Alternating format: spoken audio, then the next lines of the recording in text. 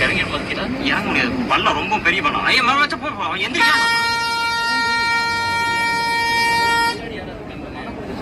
இல்ல மாதாடா அந்த பைத்தியம் பண்ணு யாருன்னு வராது. போறக்கு வழி அங்கிட்டு போனா இல்ல இங்கிட்டு தான் வரணும்.